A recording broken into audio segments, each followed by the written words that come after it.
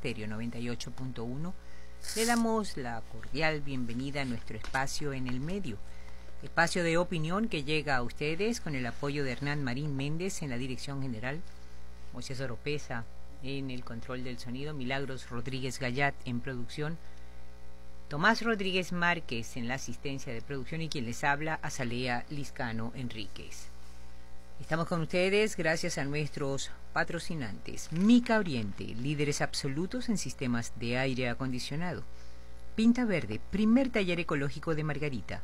Unimed, salud para la vida. Y la alcaldía del municipio Maneiro, les damos las buenas tardes. Tengo en línea a la doctora Laura Lousa, abogado, profesora de la Universidad Central de Venezuela y fundadora y directora de la ONG Acceso a la Justicia. ¿Cómo estás, Laura? ¿Cómo te encuentras? Hola, buenos días, Azalea. Gracias por la invitación. Sí, nos gustaría que bajo tu óptica, dado a la proyección tan maravillosa que nos ofrece tu página Acceso a la Justicia en el análisis profundo de temas de orden jurídico, que nos hagas una especie de balance sobre la constituyente, los pros, los contra, porque los venezolanos estamos aguerridos en la defensa del artículo 350 y del 333 de defender la Constitución, pero tampoco no es malo saber las variables que corresponden a la Asamblea Nacional Constituyente. Bienvenida.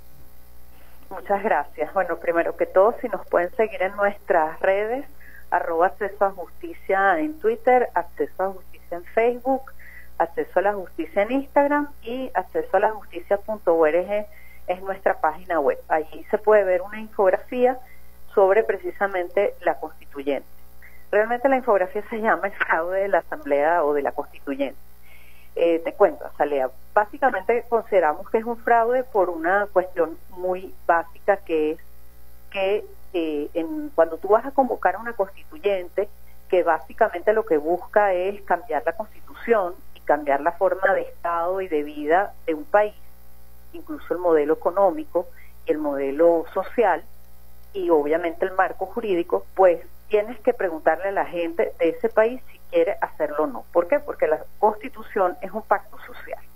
Nosotros podemos decir, bueno, pero a mí qué me importa, al final del día eso es un poco de normas jurídicas que a mí no me afectan, pero desgraciadamente eso no es así, porque la Constitución es como el marco de lo que rige nuestra vida. Entonces, si ese marco no garantiza tus derechos y además, por ejemplo, le da poder a un solo órgano del Estado, o solo al presidente, o solo a la Asamblea, o solo al Tribunal Supremo, y se lo quita a otro, y a ti como ciudadano no te da derechos, si eso se pone por escrito, imagínate si no está por escrito y lo que está pasando es grave, imagínate si eso llega a estar por escrito, qué va a pasar y cómo van a ser las cosas. Entonces, la idea es preguntarle a la gente. Además, si lo que van a hacer no es malo, porque no le preguntas a la gente, mira, ¿quieres o no que cambiemos la Constitución actual? O sea, lo primero que llama la atención es por qué no se lo estás preguntando a la gente. Entonces, no va a haber esa pregunta. Ya está claro, ha habido 2 sentencias del Tribunal Supremo, unas de ayer donde se ratifica lo que dijo otra de hace 2 semanas. Esta de ayer fue algo que solicitó la fiscal y simplemente pues no va a haber pregunta al pueblo, ¿usted quiere o no quiere la constituyente? Que fue lo que hizo en cambio Chávez en el año 99. Entonces, esa es la primera cuestión. ¿Y por qué entonces decimos que es un fraude? Porque la Constitución dice que hay que preguntarle al pueblo. El presidente no te puede imponer el cambiar tu pacto social. ¿Entiendes? Entonces, eso está mal. Luego, el otro problema es cómo se va a elegir a las personas que van a ser constituyentes. O sea, esas personas que van a redactar esa Constitución. Entonces, ¿cómo se van a elegir? Bueno, hay 2 modalidades, territorialmente o por sector. Entonces, por territorio, dependiendo de dónde tú vivas, tú vas a votar. Siempre vas a poder votar independientemente de dónde vivas. La diferencia está en cuánto vale tu voto. Entonces, si tú eres de Caracas, tu voto probablemente va a valer 10 veces menos que el voto o probablemente no, pues es así, que Amazonas. Entonces, ya ahí ves que hay algo que no está bien, porque la Constitución prevé, y en toda democracia se prevé, que cada elector tiene derecho a un voto, y su voto es igual independientemente de dónde provenga el elector. Entonces, que tú le des más valor al de Amazonas que al de Caracas, no tiene sentido. Y además siempre deberían de tener más representación el sitio donde hay más personas. Aquí es al revés. Si usted tiene más gente, usted va a tener menos representantes en esa constituyente. O sea, Caracas ¿Por qué se establece de esa manera tan arbitraria, Laura? Mira, por ahí hay un artículo en ProDaVinci, te confieso que ahorita no recuerdo quién lo escribió, pero lo demuestra de una manera muy clara. Si tú agarras la base de lo que fue la elección parlamentaria de finales de 2015, allí, ¿qué ocurrió? Que básicamente el gobierno y el PSUV en particular tuvo un 20% del país que votó por él. Entonces, se reprodujo eso y se hizo un escenario sobre esa base del 2015 que ahora saldría mucho peor, y el resultado es que tú ganas aunque tengas solo 20% que vota por ti. Entonces los estados y los municipios donde hay más gente a favor del gobierno, que suelen ser los sitios menos poblados, los sitios más rurales, porque probablemente también con esta hegemonía comunicacional que hay, pues ellos no tienen acceso a la información como es, y los problemas de este país se han agravado mucho en grandes ciudades por la misma delincuencia y la misma escasez. Entonces a lo mejor son menos sensibles a eso, pues entonces allí hay más apoyo al gobierno, y entonces allí se te da tu voto vale más. Eso es todo. Entonces es un esquema hecho para que un grupo absolutamente minoritario, porque no estamos hablando de una minoría de un 30, de un 40, estamos hablando de un grupo absolutamente minoritario, pues resulte vencedor.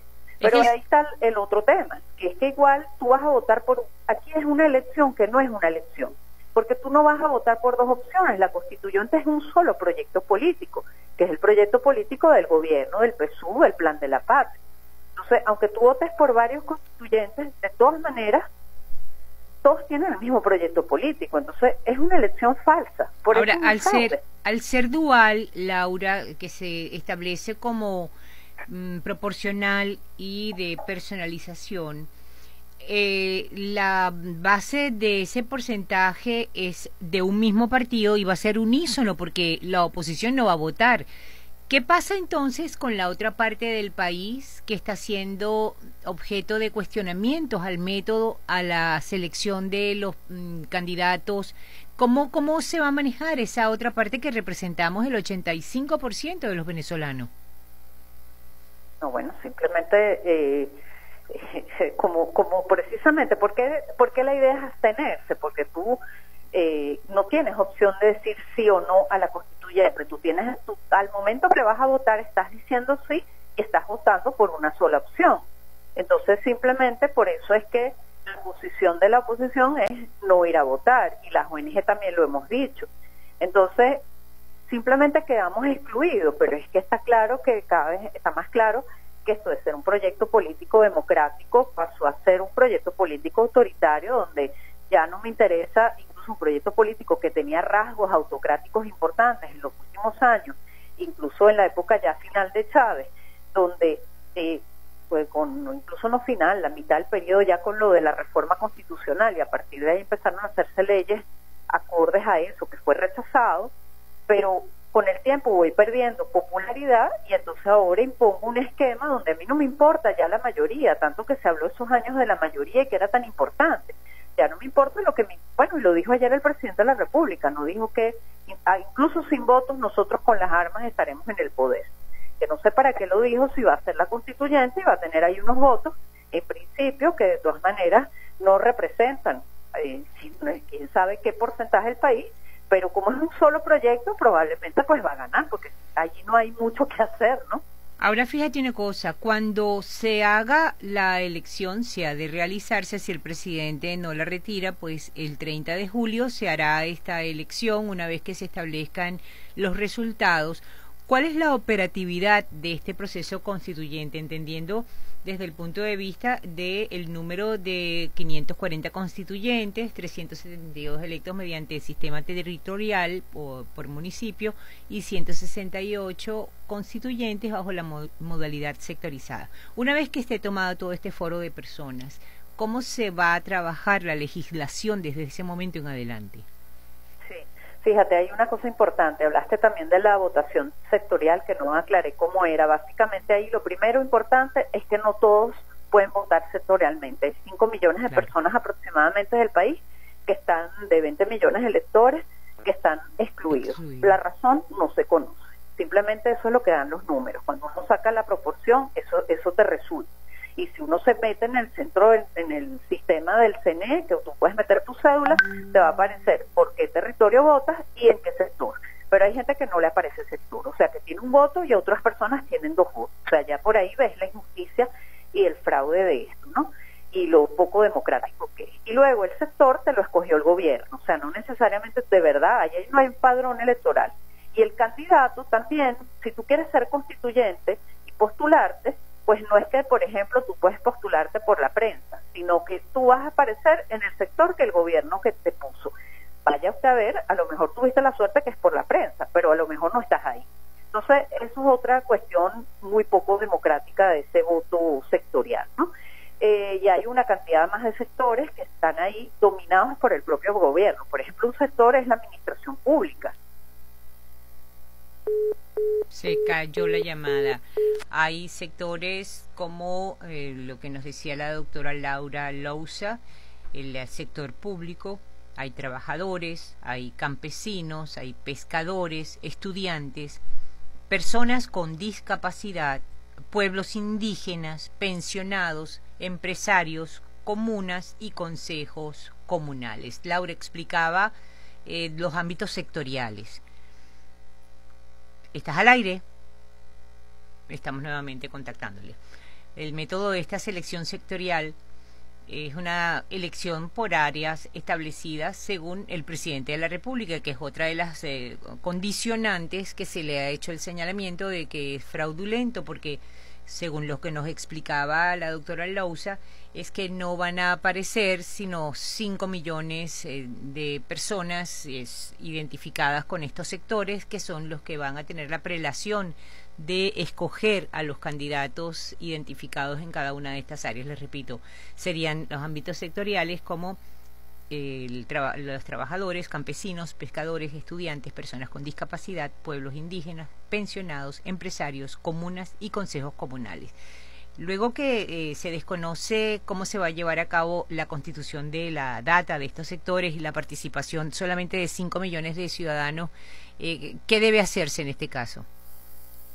Sí, allí fíjate qué pasa, lo que tú me preguntabas, no se sabe nada, o sea, básicamente esas personas van a redactar una nueva constitución. Bueno, primero no se sabe en cuánto tiempo, no se ha dicho cuánto tiempo, 1 año, 6 meses, 1 mes, 3 meses, 3 años, 5, no se sabe. Pero lo más grave ahí, además de eso que es grave, es que esas personas tienen un poder absoluto, es decir, ellos van a gobernar nuestro país. A partir de ese momento ellos pueden destituir a todos los alcaldes, ellos pueden destituir al presidente de la República, ellos pueden destituir a la Asamblea. ¿Por qué? Porque ellos tienen un poder por encima de los poder constituidos. Eso lo ha dicho claramente el presidente de la República y otros voceros del gobierno. Van a tener poder por encima, ellos pueden además dictar cualquier norma que no sea la propia Constitución, por encima de nuestra Constitución, sin que esté aprobada por el pueblo, esa norma, y decir cualquier cosa. Y mañana se acabaron las gobernaciones en Venezuela. Mañana ya no tenemos, por ejemplo, estados, sino comunas. Mañana no tenemos más municipios, sino comunas. O sea, cualquier cosa. Entonces, es un cheque en blanco, pero absoluto. Mucho más en blanco del que ya tiene el presidente de la República con el estado de excepción, porque por lo menos está el marco de la Constitución. Entonces, allí vemos que es una situación bien peligrosa, porque pues cualquier persona puede ser detenida o cualquier cosa por cualquier actividad que haga. Y obviamente el control absoluto de la vida de todos los venezolanos va a estar en manos del gobierno, mucho más de lo que está ahorita. O sea, pasamos probablemente a un estado de una dictadura formal. En mi opinión, ese grupo va a ser una suerte de politburó al estilo soviético, que va a ser el que de verdad mande, porque así funciona, pues un comité que es el que toma todas las decisiones. Y de hecho, los que están queriendo ir a la constituyente son de los grandes voceros del gobierno, de los que tienen más poder. O sea, no es el que en realidad, o sea, son los que van a mandar en realidad, y eso es lo que está planteado. Bueno, indudablemente que es un contrasentido a lo que ha sido nuestro proyecto social en la Constitución de Venezuela. Pero fíjate tú que de repente pudiera ser que amaneciendo los primeros 15 días del mes de agosto, estos grupos paraestatales o los paramilitares o las comunas o las milicias quieran actuar de la manera en que ayer se hicieron presentes las Guardias Nacional sin ningún tipo de antesala, ninguna correspondencia, a entregar unas cajas que la gente sospecha pues que pudiera ser hasta armas, presuntamente. Pudiera ser que estos grupos, como comentaba, lleguen de improviso y pretendan desalojar la Asamblea Nacional porque ya se sienten que ellos representan el ámbito de la Asamblea Nacional Constituyente. ¿Qué argumento legal tenemos para debatir este tipo de acciones? Bueno, lo que pasa es que ya en Venezuela no estamos en un Estado de Derecho. El argumento legal es que simplemente si usted tiene antecedentes penales, usted no puede estar en ningún cargo público y al final del día esos son cargos públicos. Y si además usted no, esa decisión de usted no fue elegido por la mayoría, usted no puede estar en ese cargo público. O sea, argumentos legales hay un montón. Lo que pasa es que ya estamos en un estado de una situación de facto, de hecho, donde el gobierno está actuando de una manera paralela a la Constitución, porque fíjate las sentencias de ayer, donde es una toma al final de la Fiscalía, lo mismo que se hizo a través de una decisión judicial, que es un acto jurídico, un acto de un órgano del Estado, pero el contenido es totalmente fuera de la Constitución, se le dan atribuciones al defensor del pueblo que no tiene, y tratando ahí como de confundir con algunos leguleyelismos y que en realidad corresponden a la fiscal.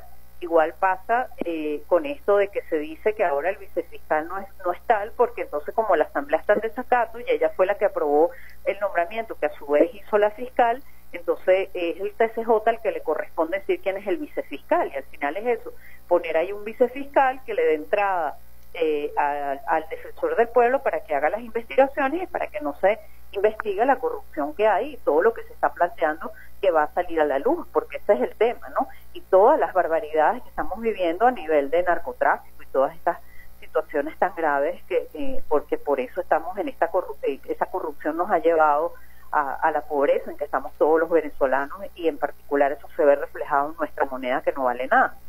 Entonces, eso de ayer efectivamente fue una toma también de la Asamblea, pero al final del día eso va a ser el principio legal donde esa constituyente va a actuar ahí y va a sustituir a todos los poderes y probablemente con un ejecutivo que puede ser el mismo presidente, o ellos nombrarán un presidente de eso que no se sabe quién va a ser, ¿no? Qué difícil momento vive la patria, Laura. Qué mensaje, digamos, de optimismo, porque la gente, es verdad, la gente va al trancazo, algunos no van, otros están reticentes, están disgustados, están polemizando, pero la única vía es la resistencia civil organizada y pacífica. Yo siento que la gente va muy cabizbaja, la gente está muy irascible, muy violenta, y tal vez están desesperanzadas porque no sienten que la justicia está de su lado y pareciera que no hay argumentos para defendernos en el proyecto posible inmediatamente a todo lo que viene. ¿Qué mensaje le darías tú sobre esa expectación en la justicia que debe abordarnos a todos? Sí, mira, nosotros estamos ya desde el punto de vista formal, legal, jurídico, constitucional en una dictadura, ¿ok? Una dictadura con sus peculiaridades, tú y yo estamos pudiendo hablar, pero pudiéramos también no poder, o sea, es una cosa del azar, simplemente cuando ya tú estás en eso y has avanzado tanto en una lucha de denuncia, de explicar, de marchar, de protestar, de visibilizar, de ir a los organismos internacionales, tienes que continuar, o sea, no te puedes caer justo en el momento en que eventualmente vas a llegar al final. Nuestro término, el 30 de julio, que ahí es donde se va a instalar a partir de agosto, como bien decías tú, formalmente esa dictadura. Ya va a ser algo formal completamente, algo más de estilo tradicional, porque ahora es algo un poquito, cada vez menos, como vimos por el acto de ayer de fuerza en la Asamblea Nacional, pero va a ser ya algo más formal. Entonces tú no te puedes caer justo cuando estás por llegar a la meta, ¿no? Independientemente del resultado. O sea, el resultado no está garantizado, pero hay que seguirlo intentando, porque es que no tenemos otra opción. Aquí estamos hablando de temas humanitarios básicos. Si sigue este esquema que tiene el gobierno de que no produce, de que no deja producir, oye, en un año no vamos a tener ni vegetales, porque no va a haber ni semillas, ¿me entiendes? El ambiente cada vez va a estar peor, porque el ambiente a nivel de nuestro oxígeno, que es una de las campañas del gobierno, el ambiente, pero es que no se ocupan de nada, y además la minería y todo el proyecto del Arco del Orinoco son cosas gravísimas que nos va a cambiar el clima, que los árboles en Caracas no van a ser más verdes, y hay una bacteria un animalito, pues yo no sé mucho de eso, y no se le está haciendo el mantenimiento adecuado. Entonces estamos en una situación existencial en Venezuela a todo nivel. Algunos comemos, gracias a Dios uno todavía come, otros ni comen, otros comen de la basura, otros comen un poco menos veces al día, pero estamos en eso. Unos consiguen las vacunas por fuera, otros por acá, otros no las consiguen, otros se las da a la familia, pero así vivimos todos, ¿me entiendes? Objeto de la AMPA. Entonces, oye, cuando tú estás en una situación de sobrevivencia existencial, no puedes desanimar, tienes que seguir, porque es que así es la vida, tienes que continuar porque tienes que luchar para poder vivir en un país normal. Claro, pero cuando el presidente Maduro dice que hará la constituyente, pero que lo que no conseguirá por los votos va a conseguirlo por las armas, entonces ¿para qué va a ser la constituyente? Sí, eso fue algo a mí que me hizo mucho ruido ayer. Yo pensé, bueno, pero ¿qué significa eso? Es que ellos mismos han dicho que va a haber sabotajes eventualmente, están tomando algunas medidas. Yo no sé si, yo ayer pensé, te juro, con lo que pasó anoche, de la toma de la asamblea, que ellos no iban a hacer la constituyente, porque la constituyente, ¿para qué es en realidad? Bueno, aparte de crear, o sea, primero es para tomar la asamblea, tomar la fiscalía y eliminar cualquier poder disidente, las gobernaciones, las alcaldías, etcétera. O sea, acabar con la disidencia, acabar con la oposición, eso está claro. Y cualquier persona que se oponga a ese proyecto político y a lo que es el plan de la patria, todo eso, acabar con eso, ¿ok? Entonces, eso es lo primero. Entonces, eso lo puedes lograr efectivamente sin la constituyente, simplemente directamente con las armas y con la imposición de la fuerza todavía a mayor volumen de lo que se está haciendo, con más arrestos, etcétera. Pero, por otro lado, tú tienes todavía un grupo de gente que cree en tu proyecto, tienes mucha gente que no cree, pero no entiende tampoco, y la estás como distrayendo y la tienes ahí con la famosa ilusión, un poco el esquema de lo que ya venimos viviendo del populismo, de Chávez, que ese es el esquema político, desgraciadamente. Entonces, quizás es por eso, para no tener mayores saqueos, para no tener mayor alzamiento, para no tener más protestas, como calmar un poco la cosa, aunque en realidad ha hecho el efecto contrario, pero a lo mejor en esa idea de ese tipo de política que se ha ido llevando a cabo es por lo que lo está planteando, pero también puede ser que ayer pensó, bueno, como no me está resultando, yo me voy a las armas. Puede ser simplemente una amenaza. Mira, parte del problema, Salea, es que aquí vivimos en una incertidumbre total, no sabemos qué va a pasar, no sabemos, y tenemos un gobierno que realmente no se comunica con el día a día ni con la gente, y entonces, bueno, simplemente nos regaña, nos dice, nos habla de armas, nos amenaza. Entonces uno no sabe si esa amenaza es para amedrentar o porque de verdad, entonces, ¿qué voy a hacer? O es para amedrentar, puede ser también un mensaje a quien está, el CLAP, dependiendo del carnet de la patria, el CLAP, como para forzarnos, porque el esquema desgraciadamente ya no es que te doy esto para que votes por mí o para que yo te caiga bien, es que te doy esto porque si no, no te doy de comer. Entonces, inscríbete, métete tal, porque si no, igual yo lo voy a lograr por la fuerza. Entonces, por la fuerza, mejor de una vez métete y vota por mí y ya está conmigo. También puede ser eso, porque eso es lo que está pasando en los sectores populares. La gente siente que el otro grupo no tiene poder, este tiene poder, y bueno, y entonces yo mejor me alineo a este para que me lancen algo, porque igual si no, no tengo que comer. Y es una cuestión de sobrevivencia. Muy fuerte. Podemos soñar con otra cosa. O sea, ¿por qué tenemos que pensar que vamos a tener que depender siempre de un grupo? Vamos a soñar, que es lo que estamos proponiendo. Los jóvenes en este país y nosotros, las ONG, la prensa, los profesionales, ¿qué es lo que estamos diciendo a la gente? Soñemos con otra cosa, no con un gobierno que nos dé para poder vivir, sino que nosotros podamos hacerlo nosotros a través de nuestro trabajo, conseguir lo que necesitamos para vivir sin pedirle a nadie. Muchísimas gracias, Laura, por darnos todo el análisis interesante en lo que significa esa posibilidad de la Asamblea Nacional Constituyente. La recomendación clave es contactar a la página Acceso a la Justicia y te agradecemos muchísimo a través de @acceso a justicia para mayor información. Que tengan ustedes muy buen día y a